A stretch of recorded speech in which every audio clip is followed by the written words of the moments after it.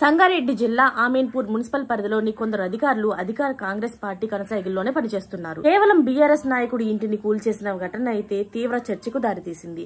అసలు గృహప్రవేశం చేసిన మరుసటి రోజే ఇంటిని నేలమట్టం చేయడంతో సదరు కుటుంబం రోడ్డున పడింది. వివరాలైతే ఇలా ఉన్నాయి. ఆమీన్పూర్ మున్సిపల్ పరిధిలోని పలు సర్వే నెంబర్లలోని రెవెన్యూ అధికారులు శుక్రవారం కూల్చివేతలు చేపట్టారు.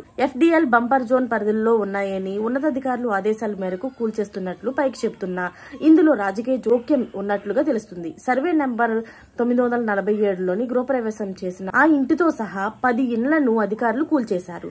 అందులో ఐలాపూర్ మాజీ సర్పంచ్ బీఆర్ఎస్ నాయకులు మల్లేష్ కు చెందిన ఇంటిని టార్గెట్ చేసుకుని కూల్చేశారని చెప్తున్నట్లు ఆరోపణలు వస్తున్నాయి. అయితే గురువారం గృహప్రవేశం చేయగా శుక్రవారం ఇంటిని నేలమట్టం చేయడంతో కన్నీరు మున్నీరవుతున్నారు. తన పట్ల కక్షగట్టి కాంగ్రెస్ నాయకుల పట్ల ఉదాసీనతతో వ్యవహరించడం ఏమిటని బాధితుడైతే ఆవేదన వ్యక్తం చేస్తున్నాడు. పాపం తన ఇంటి నిర్మాణాన్ని ప్రారంభించిన దశలోనే అధికారులు నిలుపుదల చేసి ఉంటే కనుక ఇంతటి భారీ నష్టం వాటిల్లేదు కాదని తెలిపారు ఆయన. అయితే అప్పుడు మౌనం వహించి ఇప్పుడు చర్యలు తీసుకోవడంపై ఆయన అయితే తీవ్రంగా ఖండిస్తున్నారు. అయితే కాంగ్రెస్ నాయకులు ఇల్లు కూడా అలా కొన్ని ఉన్నాయని, ఆ ఇండ్లకు మాత్రం ఎవరు కూడా అసలు జోక్యమే చేసుకోవట్లేదని, ఆ ఇల్లు కూడా కూల్ చేయాలని వీళ్ళైతే డిమాండ్ చేస్తున్నారు. మరిన్ని లేటెస్ట్ అప్డేట్స్ కోసం ఛానల్ అయితే సబ్స్క్రైబ్ చేసుకోండి. Thanks for watching friends.